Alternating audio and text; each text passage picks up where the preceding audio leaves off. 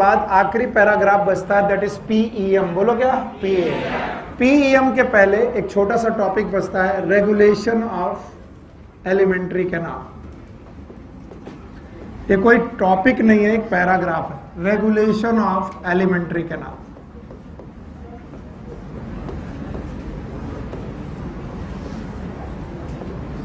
Rather पूरा definition होना चाहिए, regulation of functions of alimentary canal. Elementary canal के फंक्शंस का रेगुलेशन। किसको चॉकलेट देने के लिए लाए हो?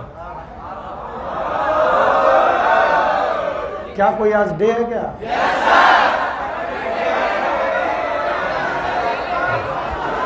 अरे अरे अरे बंटवा दो बेटा, मैंने अपना चॉकलेट डे पहले बना लिया है, बंटवाई थी। और ये मैं इन सारे दिनों पे विश्वास नहीं रखता, मैं नहीं रखता क्योंकि मुझे मालूम है 14 जनवरी ज़्यादा इंपॉर्टेंट है देन 14 फरवरी। मेरे लिए खिचड़ी ज़्यादा important. Thank you very much for your affection. आप जो मुझे शो करते हो अच्छा लगता है। आप लोग पैसे वैसे मत खर्चा करो, कभी मत किया करो। हम कमा रहे हैं, हम कर सकते हैं, और तुम लोग अपने अपने घरों से आए हो। अरे यार हम फिर आपका जो सबसे बड़ा इन्वेस्ट होना चाहिए मेरी तरफ, इट इज़ योर सिलेक्शन। अगर आपने मुझे सिलेक्शन दे दिया, तुम जो मुझसे कहोगे एक काम में वो करूंगा। किसी ने एक दिन बच्चे ने बोला, सर अगर मैं सिलेक्ट हो जाऊंगा तो आप मेरी अपनी टोपी हटा दोगे? तो हमने कहा हाँ हटा देंगे। ये एक्चुअली उसने बोला था, तो वो सिलेक्ट नहीं हुआ, मेरी टोपी बच गई। पर एक्चुअली मैं टोपी हटाना चाहता हूं, बस जस्ट बिकॉज उसी बच्चे को दिखाऊंगा। बेटा यहाँ पूरा खाली है, यहाँ ऐसे मैं नहीं करूंगा, तुम चाहे हो करो चाहे हो करो। ये केवल एक ही प्राइस, ताजमहल तभी दिखाएंगे जब टिकट खरीदना पड़ेगा। टिकट का मतलब सिलेक्शन। अगर आप सेलेक्ट हो जाते हो, तो मैं दुनिया का सबसे प्राउडेस्ट टीचर महसूस करता हूं अपने आप को, और ये मैं अपने बॉटम ऑफ हार्ट से बोल रहा हूं। और मुझे जब इस तरीके की चीज़ें दिखती हैं कि जब आप अपना कंसंट्रेशन लूज करते हो, तो मैं कई बार अपना क्या ना नेचर लूज करके तुम्हें पिटाई कर देता हूँ। उसके लिए सारी सॉरी, क्योंकि इस हफ्ते भर इस त्यौहार में मैं आपको मारने वाला नहीं। स्लैप डे वाले दिन सबको स्लैप पड़ेंगे। ओके, तो भैया ये सब बातें बाद में पहले करेंगे। Yes, thank you for Hiten, thank you very much.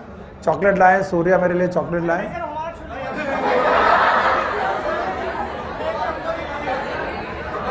लाओ लाओ।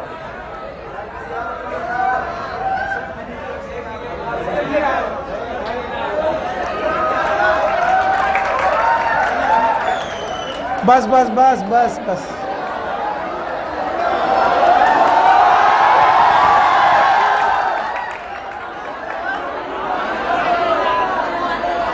मैं ऑनलाइन वाले को बोल रहा हूं, thank you very much.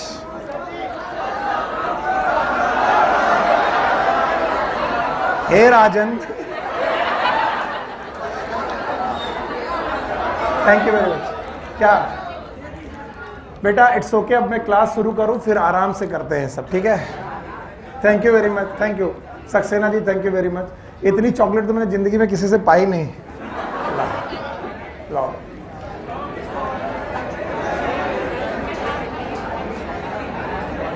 Thank you very much. 1 2 3 4 5 6 7 दिनों की चॉकलेट बंटवा दें। अगर तुम लोगों में इतनी हिम्मत होती कि ये 300 लोगों में बांट पाते, उसे बट सकती है, पर ये जिसके पास भी जाएगा वो खा लेगा। आज मैं 7 लोगों से 7 बड़े क्वेश्चन पूछूंगा। मेरे पास 7 चॉकलेट है, 3 sky. Thank you Hiten, and thank you Saxena साहब, सूर्या जी, एंड ऑल ऑफ यू। मुझे वैसे भी बड़ा खुशी मिलती है, ये सब सोके बहुत अच्छा लगता है। अगर मैं इसे मना करूंगा तो बुरा लगेगा, बट पैसे खर्चा नहीं करते, पैसा बचाते हैं। पैसा बचाएंगे, कैसा खर्चा कौन करेगा? पापा कौन है? बंटवा दीजिए। टाइम और पढ़ना नहीं है क्या? इसी वजह से, इसी नेचर की वजह से तुम बेवकूफ बनाए जा रहे हो।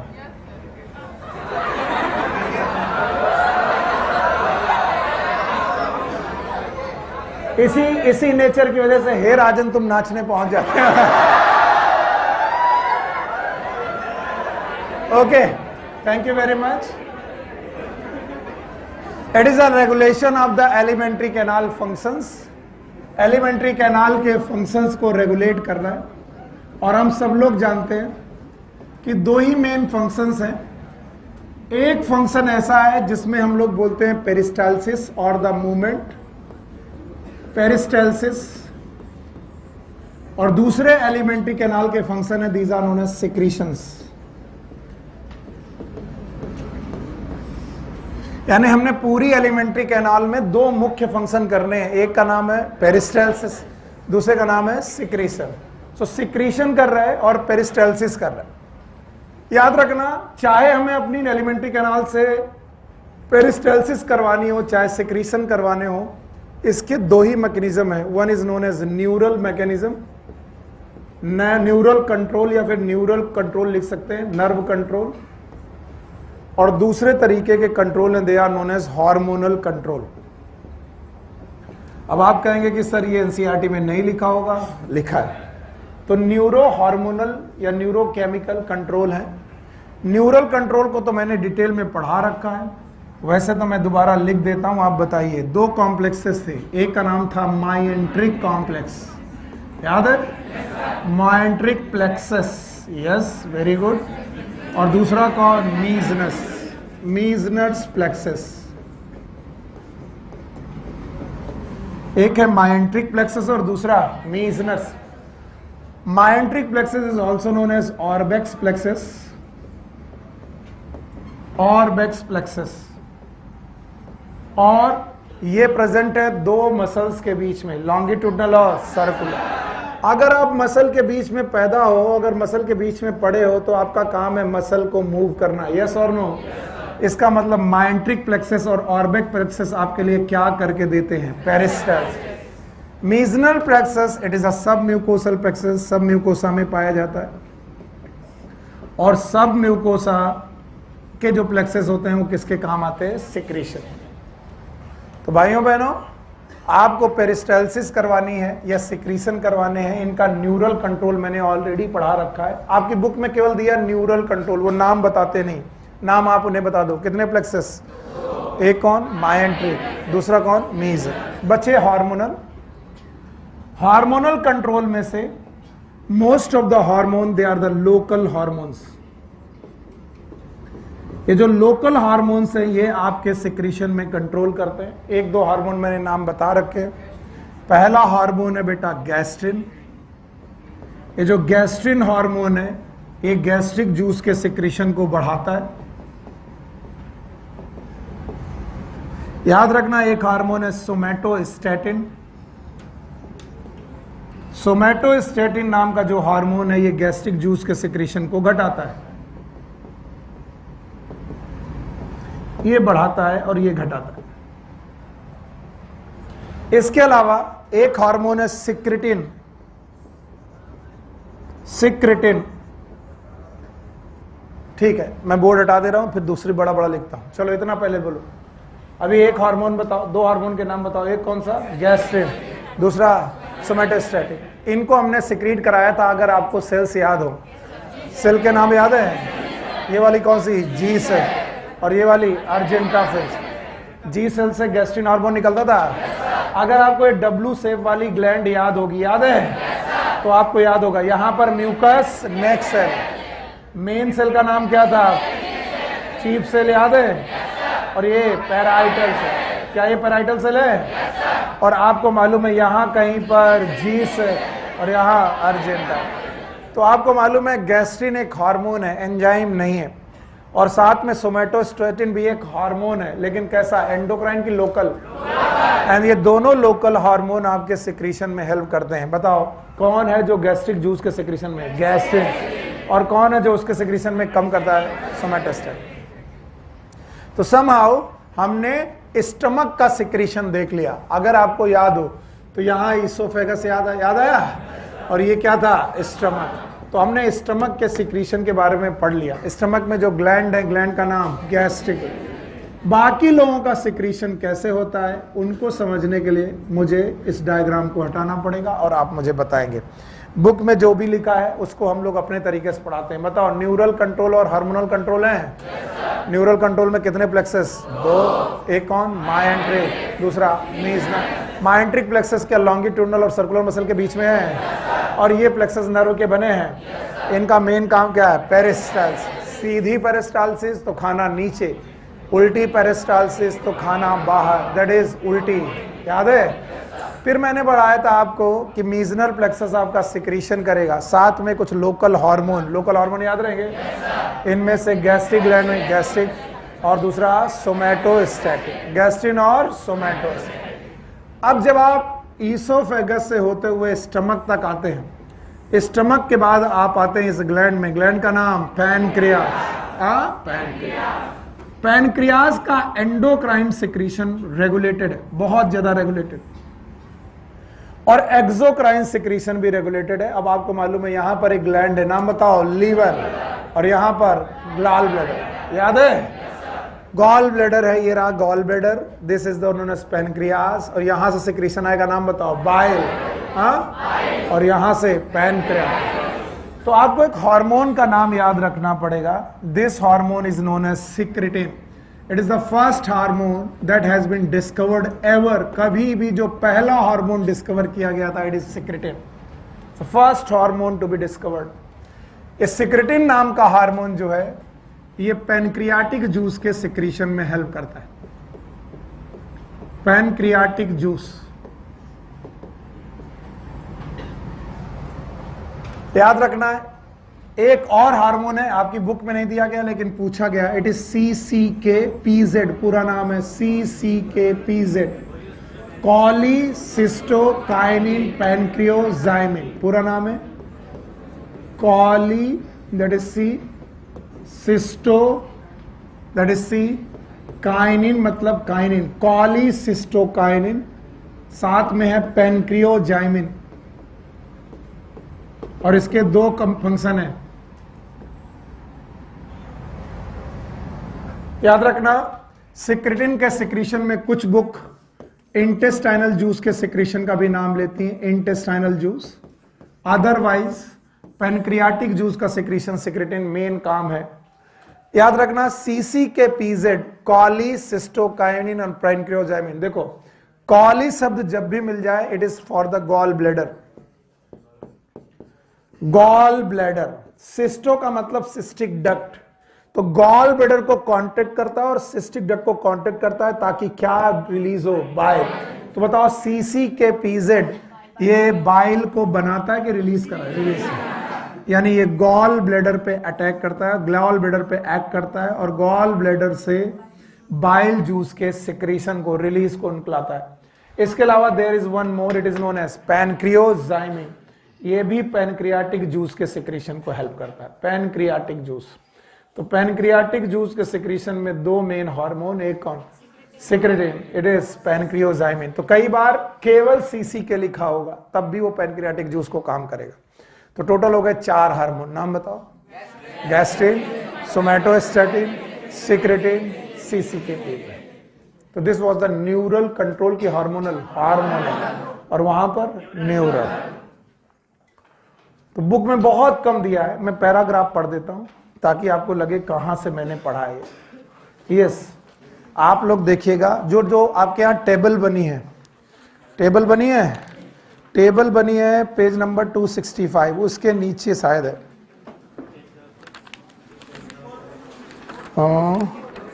आई थिंक इट इज 264, 64 के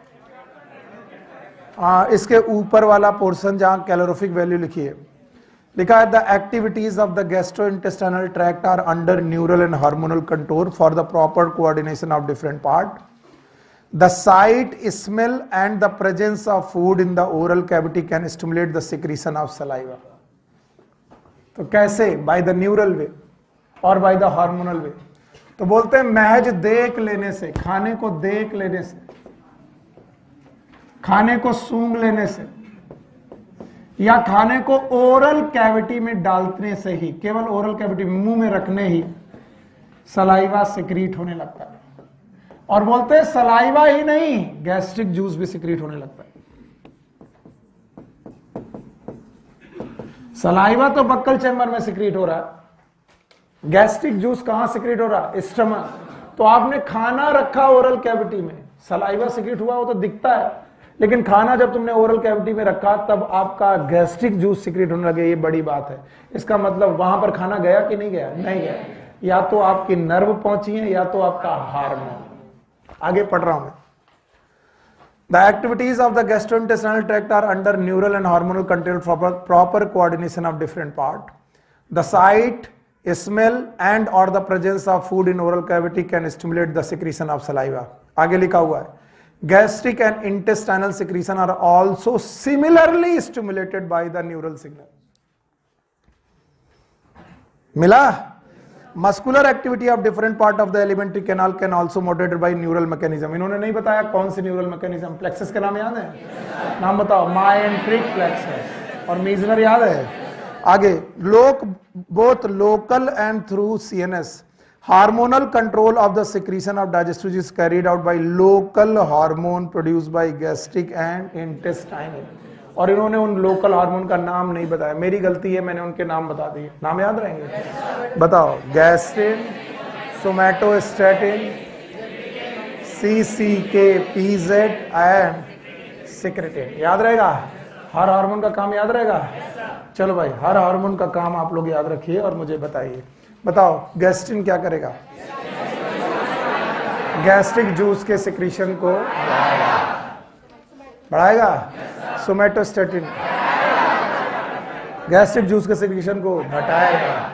अच्छा, आप लोग मुझे बताइए, क्या साइट, स्मेल और फूड इन ओरल कैविटी से आपका गैस्ट्रिक जूस सिक्रीट हो सकता है? सलाइवा सिक्रीट हो सकता है? इंटेस्टाइनल जूस सिक्रीट हो सकता है? तीनों तरीके के जूस सिक्रीट हो सकते हैं महज देख लेने से। यस और नो? आपको याद है कुछ लोकल हार्मोन इसमें हिस्सा ले रहे हैं, नाम बताएंगे। Secretin, pancreatic and may be intestinal, mainly pancreatic. CC के पीजेड याद है? व्हाट इज सीसी के पीजेड? पॉलीसिस्टोकाइनिन।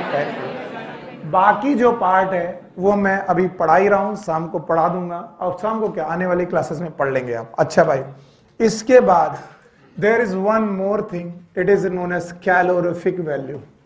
इसी के नीचे वाला जो बॉक्स है, it is known as calorific value.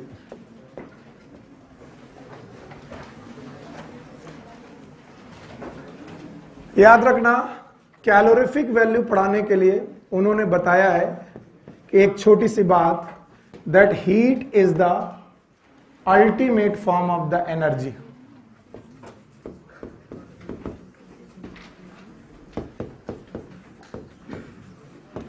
आप अगर किसी की एनर्जी देखना चाहते हो, किसी भी फूड में एनर्जी कितनी है ये देखना चाहते हो, तो आप ये देखो वो कितनी हीट प्रोड्यूस कर सकता है।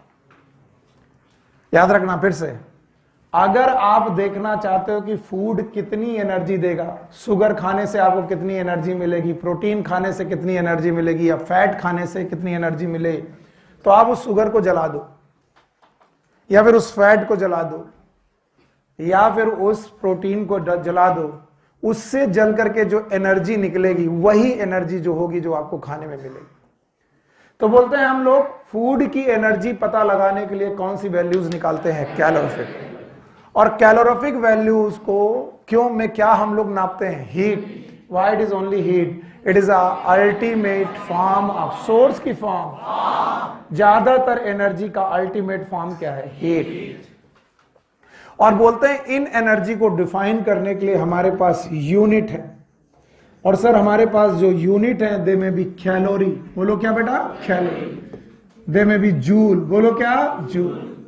दे में भी kilo calorie, kilo calorie, and there में भी किलो जूल। एक चीज जो मैं आप लोगों से हाथ जोड़ के निवेदन करना चाहता हूं, एक डिफिनीशन में कैलोरी में स्मॉल सी है, और दूसरे में किलो कैलोरी में मैं फिर से कैलोरी लिख रहा हूं, लेकिन अब की बार कैलोरी में हम लोगों ने कैपिटल सी यूज किया है। What is capital? अगर कैपिटल सी के साथ कैलोरी लिखा है, it is always kilo calorie. अगर स्मॉल सी के साथ लिखा है, इट इज नॉर्मल कैलोरी। और अगर कहीं कैपिटल जे के साथ जूल लिखा है, इट इज किलो जूल। अगर कहीं कैलोरी भी लिखा है तो इसे कैलोरी पढ़ोगे, किलो किलो, और इसे क्या पढ़ोगे, कैलोरी और जूल। और इसकी उन्होंने डेफिनेशन पढ़ाई है आपको। पहले उन्होंने स्मॉल कैलोरीज की डेफिनेशन पढ़ाई है, यानी कैपिटल सी के साथ कि स्मॉल सी था, स्मॉल। बोलते हैं बहुत सिंपल डेफिनेशन है, आपने फिजिक्स में पढ़ी होगी, मैं दोबारा बोल देता हूं। बोलते हैं आप 1 ग्राम वाटर लो, 1 ग्राम वाटर 1 किलोग्राम की 1 ग्राम, और 1 ग्राम वाटर का टेम्परेचर 1 डिग्री सेंटीग्रेड से चेंज कर दो।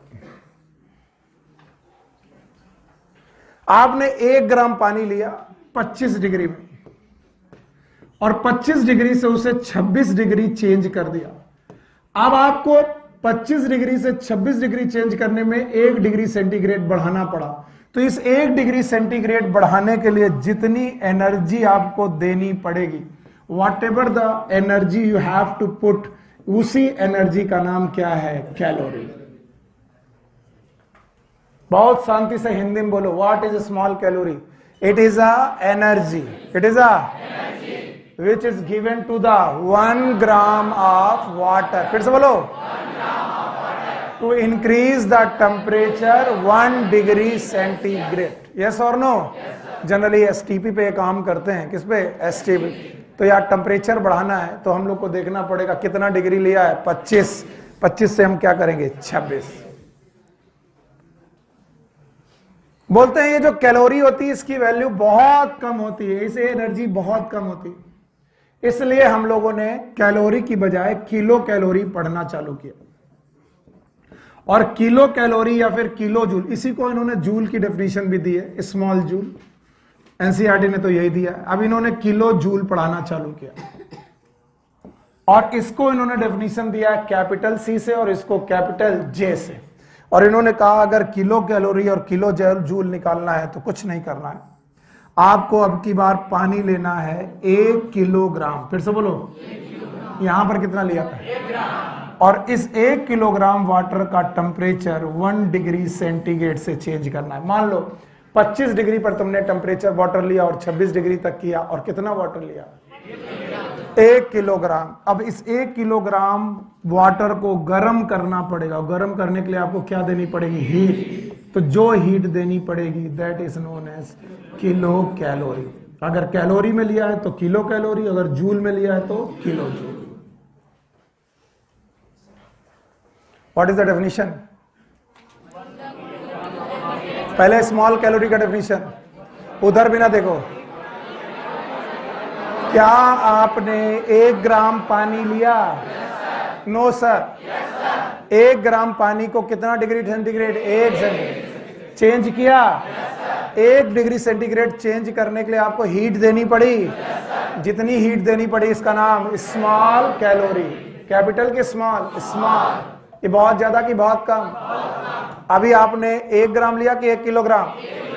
अभी 1 किलोग्राम ऑफ वाटर को कितना डिग्री सेंटीग्रेड, 1 डिग्री सेंटीग्रेड से टेम्परेचर चेंज करना है। बताओ, इसे गर्म करना पड़ेगा।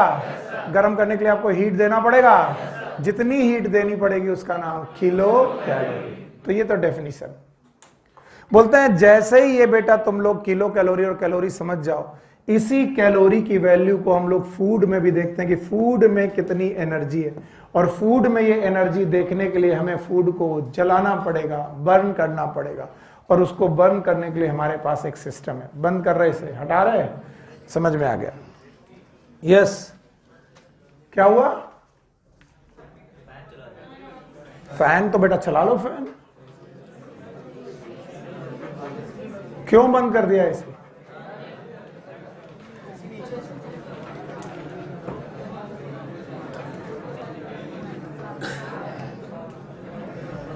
बोल दो किसी से। अब इधर सुनो बेटा, ये एसी क्यों बंद किया? हाँ? अरे क्यों नहीं चालू करोगे?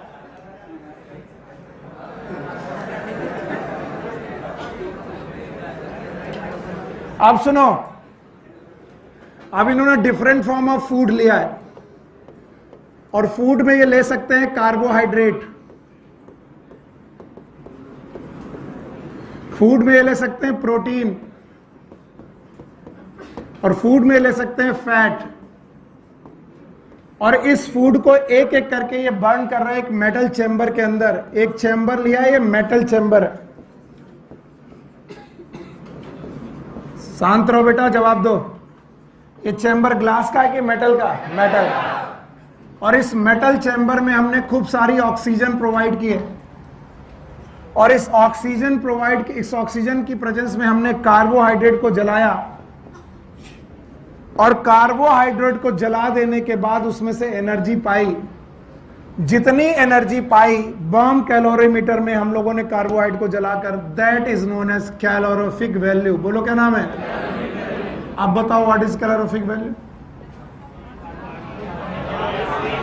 क्या हर चीज की डेफिनेशन खुद ही बतानी पड़ेगी? क्या हमें कार्बोहाइड्रेट जलाया?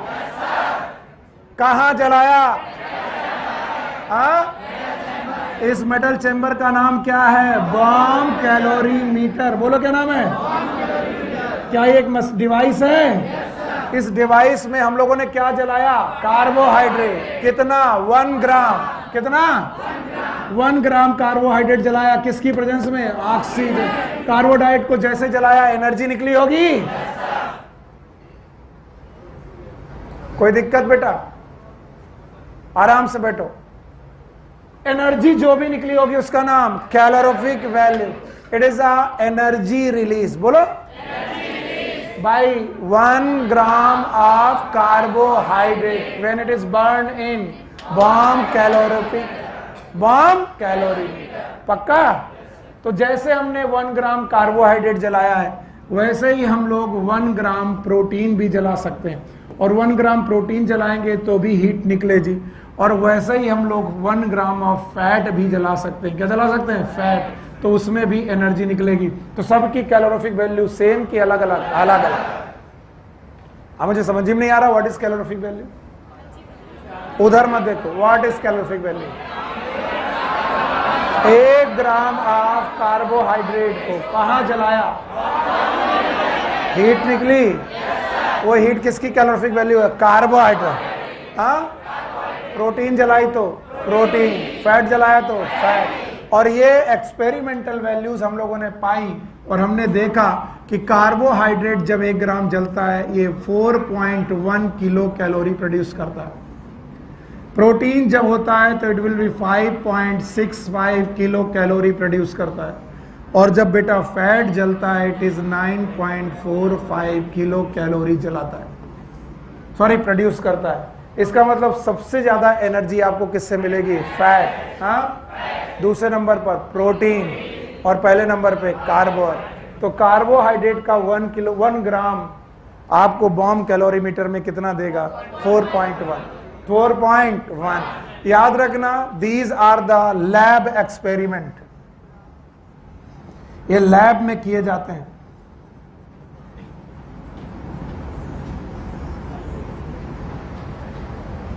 बोलते हैं इन्हीं फूड को जब नेचुरल कंडीशन में बर्न करते हैं,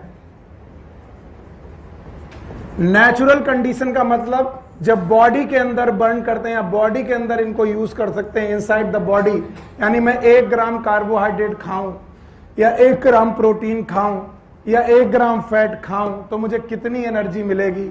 इस एनर्जी को हम लोग बोलते हैं फिजियोलॉजिकल वैल्यू। फिजिकल की physiological? Why it is known as physiological value? क्योंकि ये हमने बॉम्ब कैलोरीमीटर में पाया कि सेल के अंदर, और सेल के अंदर चल रही है मेटाबॉलिज्म। क्या चल रही है? और मेटाबॉलिज्म कैसी रिएक्शन है? फिजियोलॉजिकल। कैसी रिएक्शन? तो अगर हमारी बॉडी में यही कार्बोहाइड्रेट, प्रोटीन और फैट जले, मेरी बॉडी में कि बॉम्ब कैलोरीमीटर? बॉडी में, तो जो एनर्जी प्रोड्यूस होगी that will be calorific value की फिजियोलॉजी। It is physiology. और बोलते हैं फिजियोलॉजिकल कंडीशन पे हमें कार्बोहाइड्रेट से 4 किलो कैलोरी, प्रोटीन से भी लगभग 4 किलो कैलोरी, और फैट से 9 किलो कैलोरी एनर्जी मिलती है। So this has been called as physiological values of the food, and this has been called as the calorific values of the food. Calorific values जो होती हैं वो lab में निकाली जाती हैं, and these are the energy, they are counted in the physiological condition. So बताइए, what is calorific value?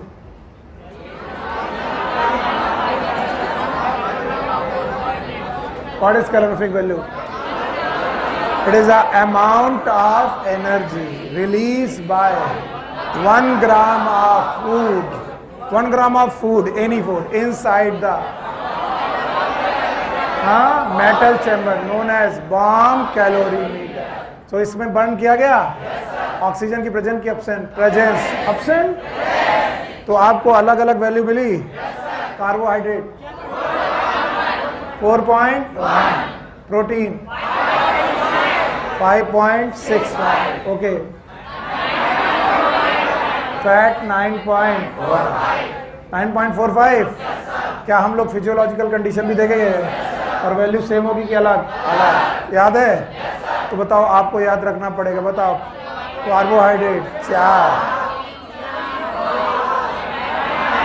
4 तो आप भी बताओ, फिजियोलॉजिकल कंडीशन हो या कि फिर कैलोरिफिक वैल्यू हो, फैट इज मिनिमम की मैक्सिमम, कार्बोहाइड्रेट मिनिमम, बीच वाला प्रोटीन।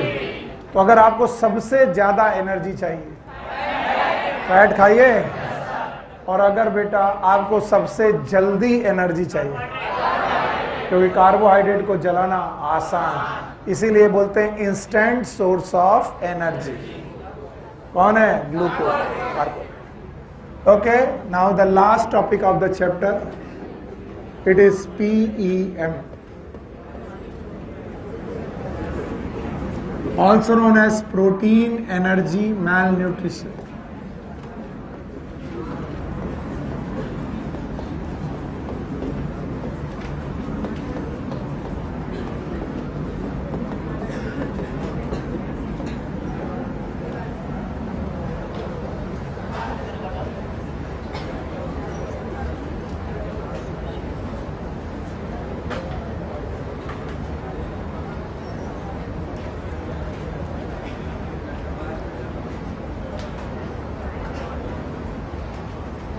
अब अगर आपको जाना हो तो अभी चले जाओ, क्योंकि टॉपिक जब तक खत्म ना हो तो जाना नहीं आ सकता, गेट नहीं खोलना। पता नहीं है क्या करने आते। प्रोटीन एनर्जी मैल न्यूट्रिशन को समझते हैं। सबसे पहले तो मैल न्यूट्रिशन का मतलब समझते हैं।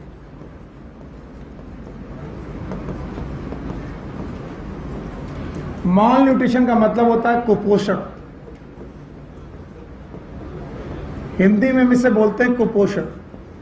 जब आपका पोषण, जब आपका न्यूट्रिशन खराब हो जाए, then it is known as malnutrition.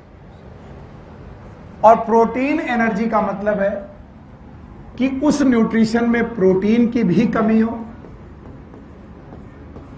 और उस न्यूट्रिशन में कैलोरी की भी कमी हो। कैलोरी मतलब एनर्जी।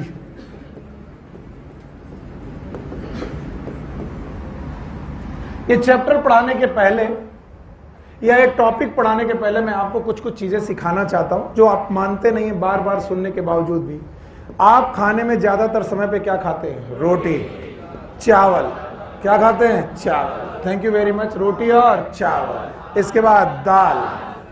दाल के अलावा आप ले सकते हैं एग्स, अंडे।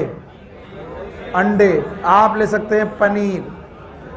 आप मुर्गा या चिकन या कुछ भी ले सकते हैं। इसके अलावा आप ले सकते हैं घी। एकदम शांत। आपको कुछ भी पढ़ाया जाए, आप उसे बर्बाद करने के लिए ही तुले हो। आप ले सकते हैं घी। इसके अलावा विटामिन्स और भी चीजें, सॉल्ट्स और भी चीजें। लेकिन मैं आपका ध्यान इन दो चीजों पे देना चाहूंगा, रोटी और चावल।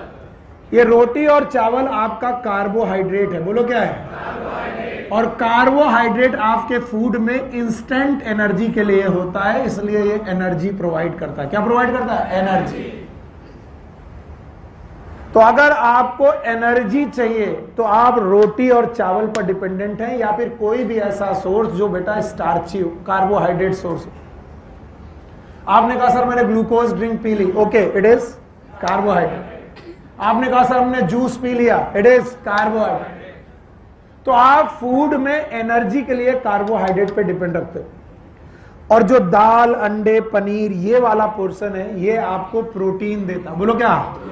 और प्रोटीन एनर्जी की बजाय बॉडी बिल्डिंग सब्सटेंस है, ये आपकी बॉडी को बिल्ड करता है। और बॉडी बिल्डिंग सब्सटेंस का मतलब है ये आपकी मसल्स के फॉर्मेशन में मदद करता है, और इसके अलावा बोन की फॉर्मेशन में मदद करता है। यानी अगर आप मसल्स और बोन बनाना चाहते हैं तो आप अपने खाने में क्या बढ़ाएंगे? दाल, अंडे, पनीर, इसके अलावा चिकन, मटन, यानी मैं यहां पर लिख दे रहा हूं मीट। तो ये दो मुख्य पोर्शन है। अगर ये दो लोगों को चीजों को मिलता रहे तो हम लोग कहते हैं कुपोषण नहीं है। अगर आदमी को दाल, रोटी, चावल, सब्जी मिलती रहे, इतने में तुम्हारी जिंदगी गुजर सकती है। तुम्हें जरूरत नहीं है कि तुम बहुत सारी बड़ी बड़ी विटामिन खाओ, देसी घी खाओ, जरूरत नहीं है, आपका काम चल सकता है। इट इज नॉर्मल पोषण। थोड़ा बहुत विटामिन और मिनरल मिल जाए तो बहुत ही बढ़िया, फल मिल जाए, सब्जी मिल जाए तो अच्छी बात है, लेकिन मिनिमम रिक्वायरमेंट है। बोलो क्या? कैसे बोलोगे? रोटी, चावल, दाल, इतना भी, इतना। दाल में क्या है? प्रोटीन। तो लोग बोलते हैं सर दाल रोटी खाओ, प्रभु के गुण गाओ। बिल्कुल सही कहते हैं। दाल रोटी से उनको क्या क्या मिल जाएगा? प्रोटीन भी और एनर्जी। अब विश्व के बारे में सोचो, पूरे संसार में कुछ लोगों को दाल रोटी भी नसीब नहीं है, और अगर दाल रोटी नसीब नहीं है तो दाल मतलब रोटी मतलब बहुत सारे लोगों को 2 वक्त की दाल रोटी नहीं मिल रही है, इसका मतलब 2 वक्त की प्रोटीन और एनर्जी नहीं मिल। और उन लोगों में जो भी बेटा न्यूट्रिशन की शिकार हो रहे हैं उसी का नाम क्या है? माल न्यूट्रिशन, या फिर मैल न्यूट्रिशन, या फिर क्या बोलेंगे? कुपोषण। तो इस दुनिया में प्रोटीन, एनर्जी, मैल न्यूट्रिशन का मतलब है आपके बेसिक हक भी आपको नहीं मिल रहे। दाल रोटी तो सबका हक है यार इस दुनिया में जो आया। तो बोलते हैं प्रोटीन, एनर्जी, मैल न्यूट्रिशन जनरली हम लोग इन्फेंट में पढ़ते हैं। किसमें पढ़ते हैं? इन्फेंट, बच्चों में पढ़ते हैं, छोटे बच्चों में। और हम लोग पढ़ते हैं बेटा चाइल्ड्स में। किसमें बेटा? चाइल्ड। इन्फेंट का मतलब है लेस देन 1 ईयर, ऐसे बच्चे जो 1 साल से कम के हैं। और चाइल्ड मतलब जो 1 से लेकर के 5 साल के बीच में। तो प्रोटीन, एनर्जी, माल न्यूट्रिशन ज्यादातर समय पर बच्चों को और नवजात शिशुओं को होता है, क्योंकि हम लोग कुछ ना कुछ जुगाड़ करके खाना कहीं ना कहीं से खा ही लेते हैं।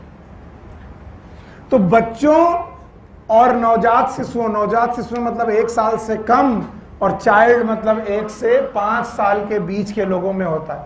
और याद रखना, प्रोटीन, एनर्जी, माल न्यूट्रिशन बहुत प्रकार का होने के बावजूद भी एनसीईआरटी आपको केवल 2 प्रकार का पढ़ाती है।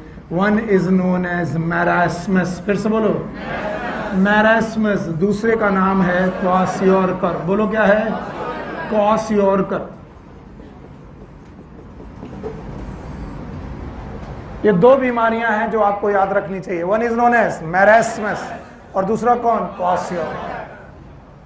एक और बात है कि बोलते हैं प्रोटीन, एनर्जी, मैल न्यूट्रिशन जनरल पॉपुलेशन में नहीं होता। ये तभी होता है जब सिचुएशन बहुत आउट ऑफ कंट्रोल हो। आउट ऑफ कंट्रोल होने का मतलब है, हो सकता है जिस देश में आप रहते हो वहां पर सूखा पड़ गया हो सकता है जहां पर आप रहते हो वहां अकाल पड़ गया हो, फैमाइन, ड्रॉट, फैमाइन। हो सकता है जिस देश में आप रहते हो वहां पॉलिटिकल टर्मोइल चल रहा हो। पॉलिटिकल टर्मोइल का मतलब होता है राजनीतिक उठापटक। पॉलिटिकल टर्मोइल का मतलब कुछ ऐसी राजनीतिक उठापटक चल रही है कि आप लोगों को अपने घर छोड़ने पड़ गए। बोलते हैं ऐसा 1980s में हुआ था, 1980 में हुआ था, और ये हुआ था 1980s में। इसका मतलब है जब बांग्लादेश अपनी लड़ाई लड़ रहा था पाकिस्तान से, और एक समय Bangladesh was known as East Pakistan. बोलो क्या? ये पाकिस्तान का हिस्सा था, और बांग्लादेश लोगों ने पाकिस्तान से लड़कर के अपने देश को आजाद किया।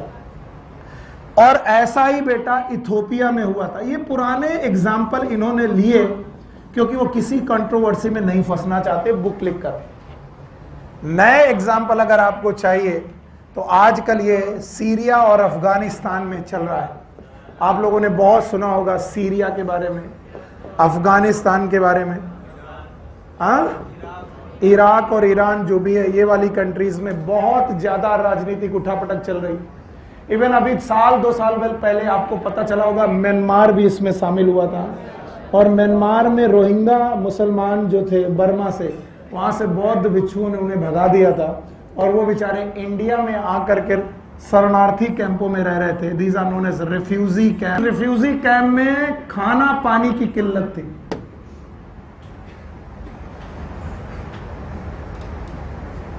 वैसे अगर देखा जाए तो हर कंट्री अपने बाउंड्रीज को बंद कर सकती, क्योंकि भैया हम अपने देश में क्यों घुसने दें। लेकिन अगर ह्यूमैनिटी से सोचा जाए तो इस दुनिया में हर आदमी को यार कम से कम दाल रोटी तो चाहिए। अगर इन्होंने भगाया तो गलत है, गलत है। क्यों भगाया? आप लोग कहीं भी देखिए, सीरिया में इतना पंगा हुआ, अफगानिस्तान में इतना पंगा हुआ, इधर मिडिल ईस्ट में कितना पंगा चल रहा बहुत दिनों से। ये सारे देश आपस में लड़ रहे हैं, और भगवान ना करे कि कभी इंडिया पाकिस्तान इतना बेवकूफ़ी कर बैठे कि हम लोग न्यूक्लियर वॉर में चले जाएं, तो बताओ बहुत लोग मरेंगे। अगर बहुत लोग मरेंगे तो बच्चे अनाथ होंगे, और अनाथ बच्चों को खाना पानी नहीं मिलेगा, तब उनको क्या आएगी? प्रोटीन, एनर्जी, मैल।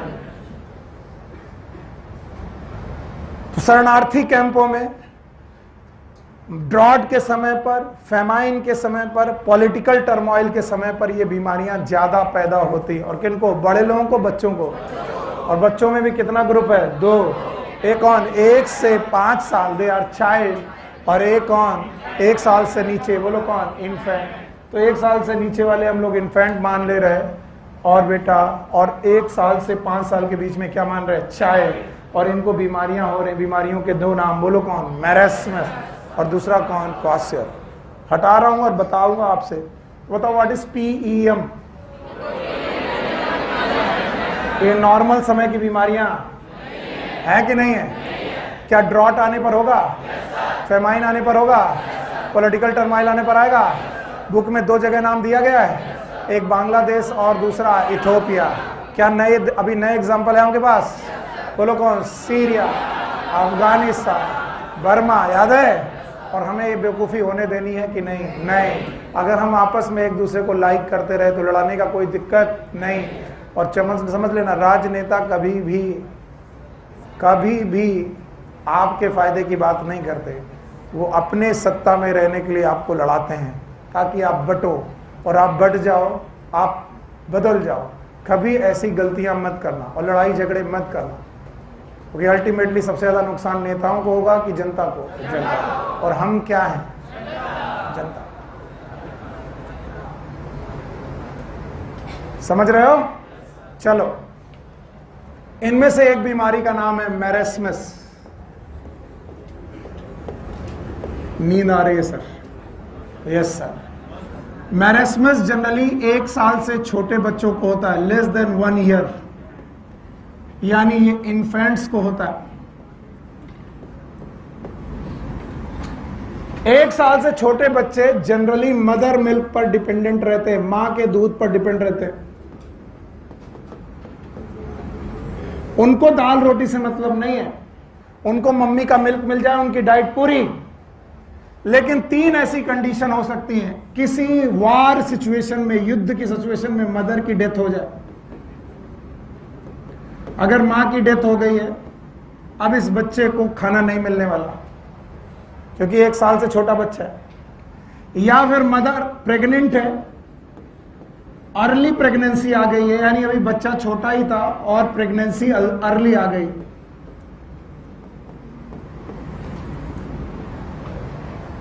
या फिर सेकंड अर्ली चाइल्ड है, अर्ली चाइल्ड आ चुका है, यानी प्रेगनेंसी के अलावा अर्ली चाइल्ड हो चुका है, दूसरा चाइल्ड भी पैदा हो चुका है। तो जो दूसरा चाइल्ड है वो 1 महीने का, 1 दिन का, 10 दिन का है, और दूसरा चाइल्ड बेटा जो है वो 1 साल का, 9-10 महीने का है। अब उसको दिक्कत आ रही है कि किसको दूध पिलाए।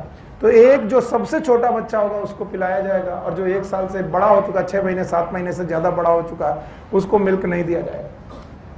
और ऐसी कंडीशन में बच्चे को मदर मिल्क मिल नहीं रहा, और बच्चे को दी जा रही है डाइट, खाना दिया जा रहा, और उस डाइट में ना तो कैलोरी है, ना ही कैलोरी है, यानी कैलोरी की डेफिशिएंसी है, और प्रोटीन की भी डिफिशियंसी है, यानी हर हालत में ये माँ गरीब ही होगी।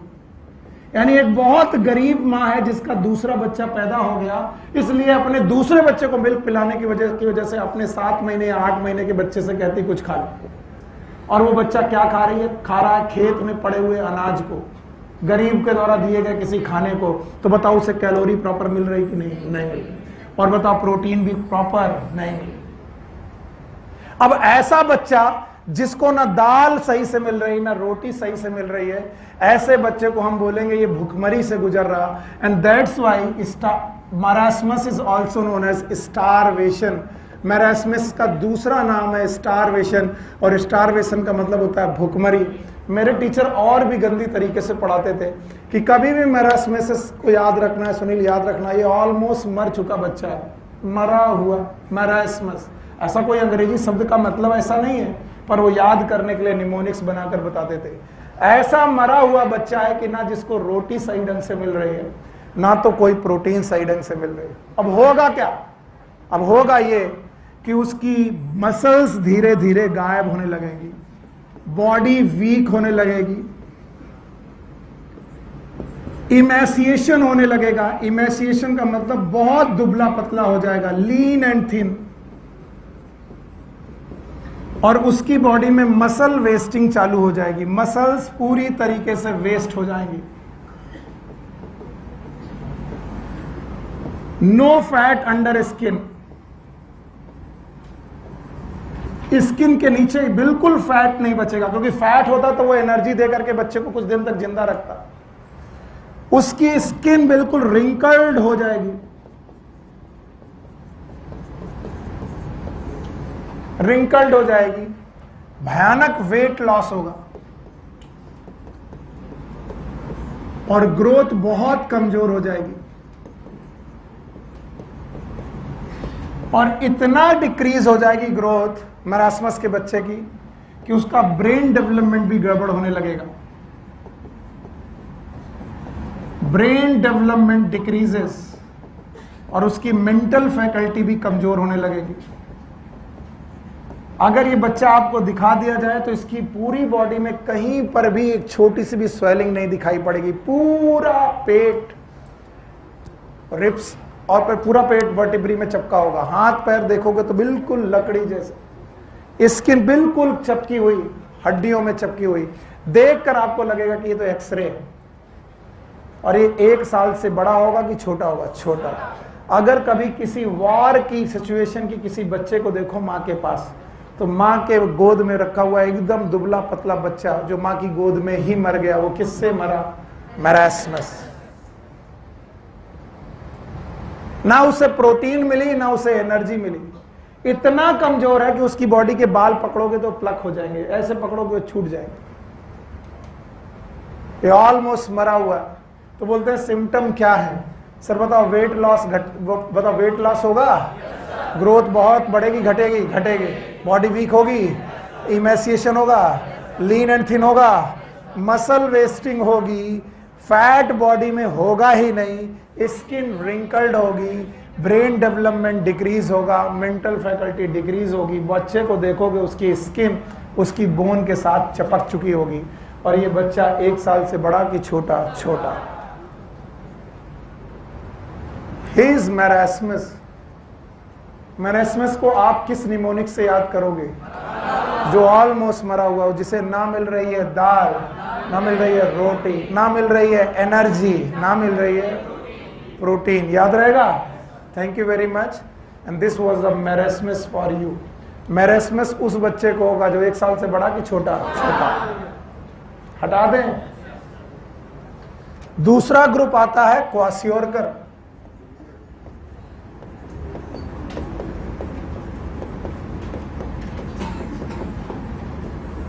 और क्वासियोरकर जनरली 1 साल से लेकर के 5 साल के बच्चों के बीच में होता है। और क्वासियोरकर के बच्चों में प्रोटीन की डिफिशियंसी होती है only.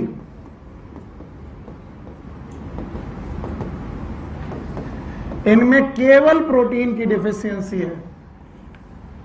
They have provided with energy, calorie, इनके पास कैलोरीज का इंतजाम होता है,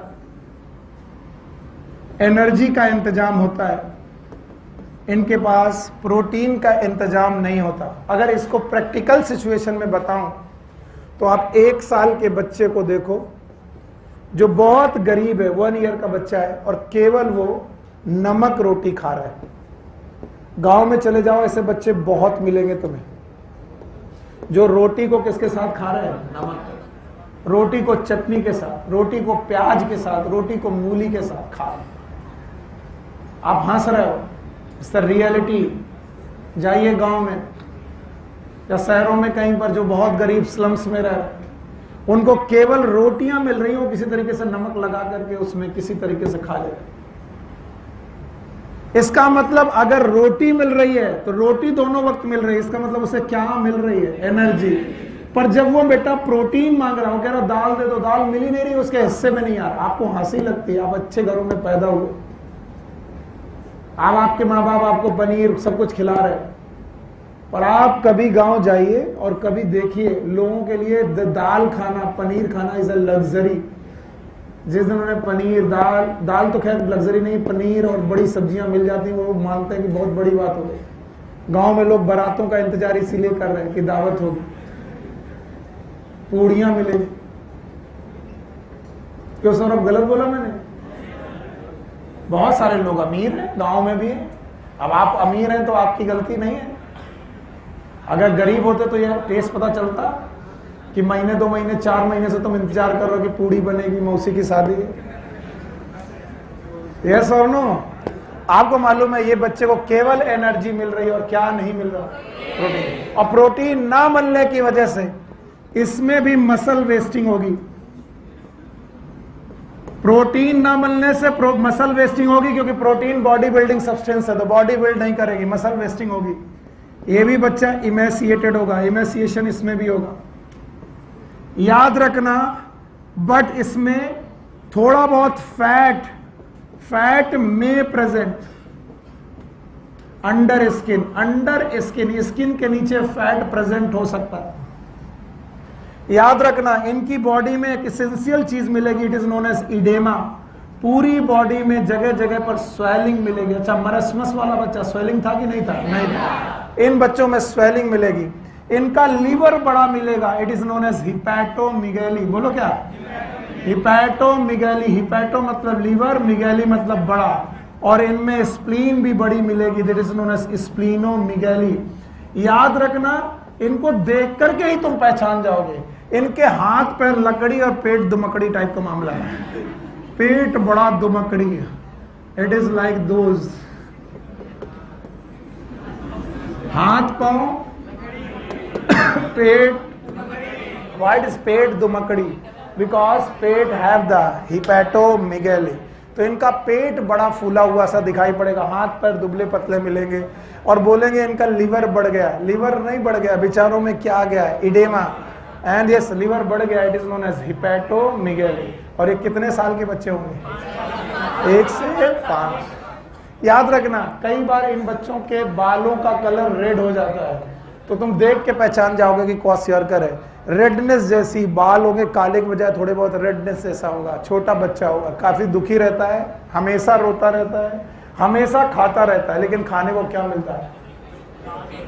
रोटी। क्या मिलता है? रोटी। दाल तो कभी कभी मिलती है, इसीलिए प्रोटीन की डेफिशिएंसी बनी रहती है। And he is kwashiorkor. तो बताओ, मरासमस और क्वासियरकर में अंतर? एक बंदा है 1 साल से छोटा और एक साल से 5 साल। एक में प्रोटीन और एनर्जी दोनों कम, मरासमस। एक में प्रोटीन की कमी, एनर्जी है। दोनों में इमेसिएशन है, दोनों के हाथ पांव कम है, दोनों का मेंटल बेटा डेवलपमेंट डिक्रीज है। मेंटल डेवलपमेंट डिक्रीज है, दोनों में डिक्रीज हो गया। और ब्रेन डेवलपमेंट, मेंटल बस इनमें इडेमा है, और इडेमा की वजह से इनकी बॉडी में क्या मिलेगी? स्वेलिंग। और इनका लीवर बड़ा मिलेगा, स्प्लीन बड़ी मिलेगी। लीवर बड़ा होना हिपैटो मिलेगी, और स्प्लीन बड़ा होना स्प्लीन होगा। मैं मान ही नहीं सकता कि तुमने ऐसा बच्चा देखा नहीं। देखा है? बहुत सारे लोगों ने देखा है ऐसा बच्चा 1 से 5 साल की उम्र में के बीच में, उसका लिवर थोड़ा बड़ा और हाथ पैर बहुत दुबले, तेज मैरास्मर की क्वासियरकर, कुछ मेरी तरफ देख रहे हैं। मेरी उम्र 1 से 5 साल नहीं, तो ना मुझे क्वासियरकर है ना मैरास्मर। हटा दे। Bye bye, take care, good luck. और आपका पहला चैप्टर यहाँ पर समाप्त होता है। इत श्री प्रथमो अध्याय। द नेक्स्ट चैप्टर इज, क्या बोला?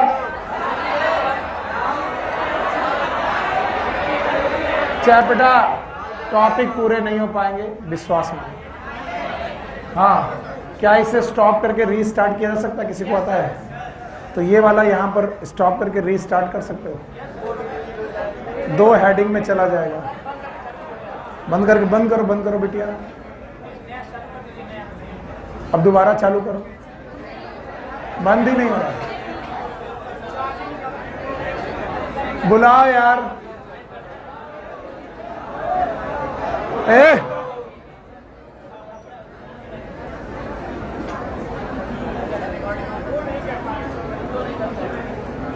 आइए, इसे बंद करके दोबारा चालू करिए। आइए,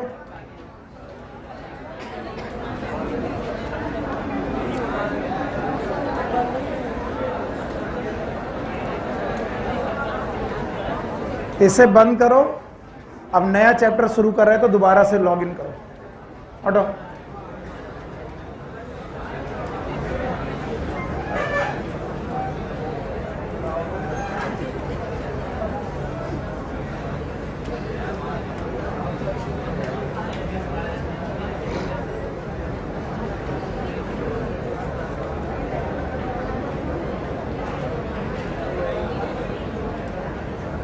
बंद हो गया।